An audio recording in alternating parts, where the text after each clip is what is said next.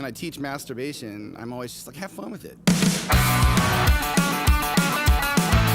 Clients, individuals in society have a really hard time talking about sex. I love this.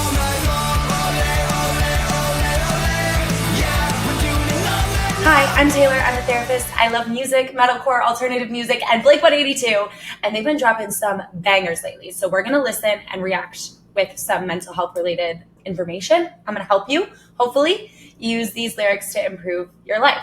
We'll see. Okay, but before we get into that, you have to know about something very important. It's our support wall. It's a place where you can share your feelings, your emotions, and anything you're going through. And you just put it in the comments, tag at HeartSupport, and we'll encourage you. It's right here on YouTube. You don't even have to leave the screen. You don't have to open a new tab, nothing. You just put in the little comment box, tag at HeartSupport, and share, and we will encourage you. That's what we're here for. We're a mental health nonprofit in the music community dedicated to creating space and providing resources for music fans. So let's do that. And let's talk about Blink-182. So we're going to listen to their new song, Dance With Me. I haven't listened to it, but I'm like a little nervous because the song is called Dance With Me. I feel like it might be hard to relate this to mental health, but I feel like there's always something we can do. So let's watch the music video, listen to the new song, get it all sorted. Okay, I'm sliding. Also, I have literally 3 Black Bad Omens hoodies. Like, I have a problem. This is what a problem looks like. They're not even different colors. They're all black and red. 3. Okay. Let's do it. In 3, in 2, in 1. Click. I'm here talking with Blink-182 right now. We've got Travis, Tom, Mark. It seems like all your fans are here. Your freaky little fans. Your freaky little fan. Hell is punk. And is it punk that I said hell? Punk's an interesting word, I think. Punk is doing what you think is right on your own terms and not answering to anybody else and not letting people tell you how you should live your life. I'm going to ask about I the really first like that. lyric of the song, That is or the punk. statement that kind of moves us into your new hit. Can you talk a little bit about that? Because I'm confused and grossed out. What is it? What is the first line? I have it written here. When I teach masturbation, I'm always just like, have fun with it.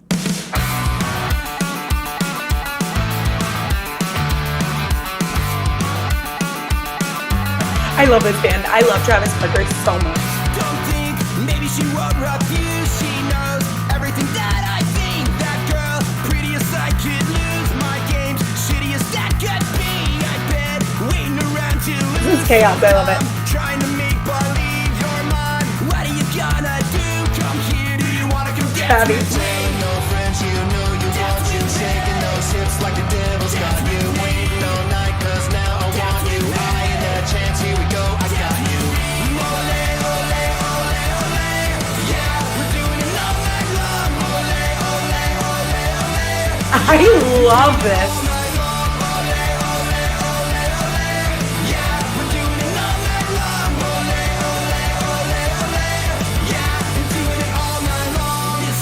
Making me back for more. These drinks are breaking up all the routines. My mind pushing me out the door, so fucked. Wishing I weren't so free. I think that Travis is the best drummer of like all time. Or am I just too naive? Hot take. It's getting a bit too rough, but now really wanting to make her saying your friends, you know you want you. Shaking those hips like the devil's got you. Waiting all night, cause now I want you. I ain't had a chance, here we go, I got you.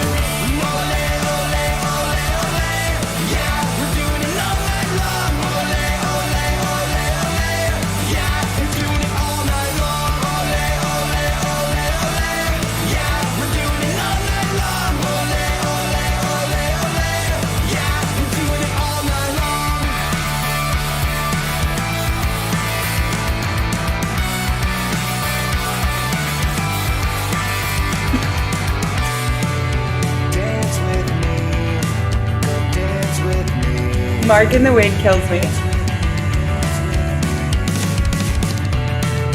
Dance with me, come dance with me. I like this. Doing it all night long. Ole, ole, ole, ole. Yeah, we're doing it all night long. Oh,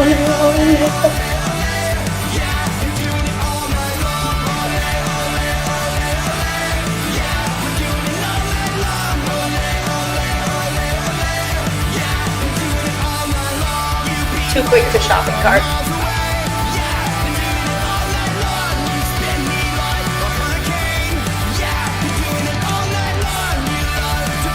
I love when I listen to a song and you like know the lyrics the first time you listen to it. That's a hit.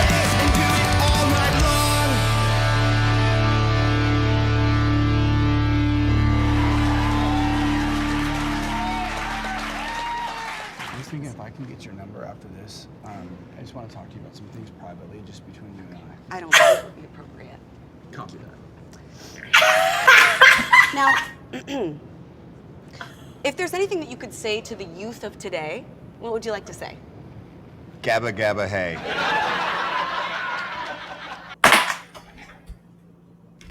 So good. So good. Okay. This might be tough. It's like such a like dancey bop and they kind of just say Olay for a lot of it, which I'm not mad about. I like it. Don't get me wrong. Okay. Oh, the coffee's gone. Let's get into it. Okay, actually, we're just going to start with kind of the first line. When I teach masturbation, I'm always just like, have fun with it. Now, I think that's something that's really important and that I notice is that a lot of people, clients, individuals in society have a really hard time talking about sex.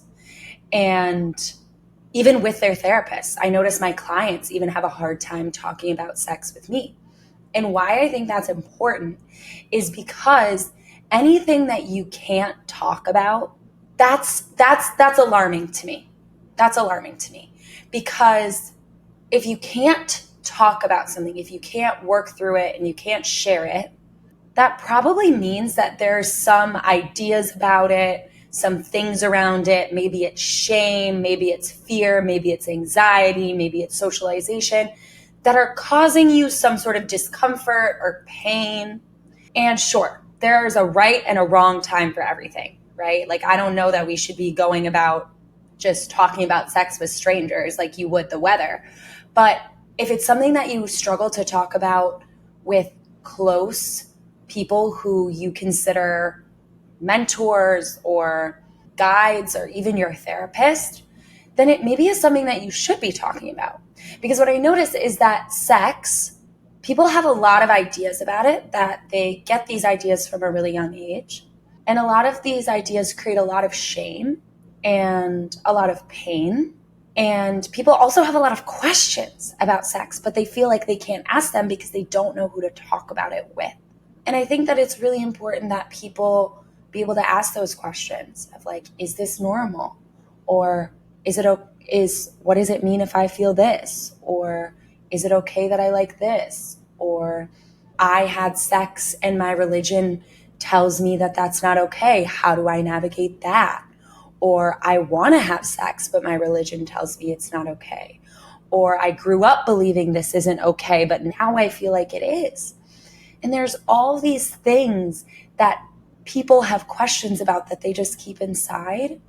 And I think it's really important that individuals are able to talk about sex in safe settings so that they can understand the way that their thoughts about it impact them and their relationships and their emotions. So if it's hard for you to talk about, you're not alone. But my encouragement is to find somewhere that you can talk about it. And if it's something that you'd like to talk about, but you don't know how, or you don't have a safe person to go to, or you're afraid, share about why it's hard in the comments. I don't want YouTube to restrict our comments or anything like that, but you can share about why it's hard for you to talk about and what you're afraid of and what messages you've received around it that feel hard. Let's not get graphic, but if you'd like to share in the comments by tagging at HeartSupport, and we'll encourage you. So dumb trying to make you believe. Okay, this might be a stretch, but what I notice is that a lot of people spend a lot of time trying to convince other people to believe in them, when what they're really trying to do by doing that is trying to convince themselves to believe in them. And because if they actually believed in themselves, they wouldn't need that other person to tell them that it's true, that they're worth believing in. It's like Legally Blonde. I love Legally Blonde. I think it's one of the best movies ever. A lot of people don't agree with that, but I don't go around being like, do you like Legally Blonde? Don't you think it's a really good movie? And then when someone's like, no, I don't like it, I don't try to convince them that it is. I'm just like, oh, that's weird. Like, I really like it. I think it's a great movie because I know that I believe that it's a really good movie, and I don't need someone else to agree with me in order to continue believing that I love Legally Blonde and I think it's amazing. In the same way that if I really, really believe in myself, if someone else doesn't believe in me, I can have the posture of like, oh, okay, well, that's their loss because like I know I'm going to prove them wrong. Instead of if I don't really believe in myself and someone else doesn't believe in me, it's like, well, why don't they believe in me? Like, what's wrong with me that they don't believe in me? Are they right? Should I not believe in myself? And we spend a lot of time trying, oh, I just realized that the lyric is so dumb, trying to make believe, not make you believe. Whatever, still stands. We're on this track. Okay, let's stay on it. We spend a lot of time trying to convince other people to believe in us because we think that if they believe in us, we would believe in ourselves. But a better way to go about it is to work on believing in ourselves because it's skipping a step. We don't actually need them to believe in us to believe in ourselves. It's just taking the shortcut. Instead of going like dee dee, you can go dee and get there. Because what you're really trying to do by trying to make someone else believe in you is actually trying to just believe in yourself anyway. So you might as well skip the middleman and just go, doop, I believe in myself. And I know it's not that simple. It can be really challenging to believe in yourself, but it's worth it. Do you struggle to believe in yourself? Share in the comments by tagging out HeartSupport and we will encourage you. Okay, last but not least, dance with me. Dance with me. Actually, sometimes I will, depends on the client, but I will dance with my clients or I'll make them stand up and get up and shake it out. Because actually, just putting on your favorite song and dancing, I personally actually did this for a whole year. I called it Daily Dance, where every day I just put on a song I liked and danced. Not even for the full song, but just for part of it. Just got up and shook it out and danced around. It actually is such a good way to reset your nervous system, to shake out any negative emotions, to pause thinking and overanalyzing and to do something different. So I encourage you, try it. Next time you're feeling flooded with emotions or you're overthinking or you're really frustrated, put on your favorite song, maybe it's this one, and just dance. It actually works. I promise. Sometimes you just need to shake it out. And there's actually science to it. Gazelles, after they face a threat, they literally shake because it helps move the cortisol through their body and reset their nervous systems. So after we face a threat or we're experiencing a lot of arousal, like maybe we're afraid, maybe we're anxious, maybe we're just having a lot of emotions, actually shaking it out helps move things through our body and helps us come back to a state of calm. Sometimes you just gotta dance it out. Okay, you guys, I love you and I love Blink-182 and I've had so much fun with these last few songs that Blink did. If you haven't watched the other ones, watch them. But also, if there's any Blink-182 lyric that you really relate to or you feel like has helped your mental health, please put it in the comments and tag at HeartSupport. We want to hear what it is, so tell us. Okay, I love you guys, and I'll see you soon. Have a good day. Mwah.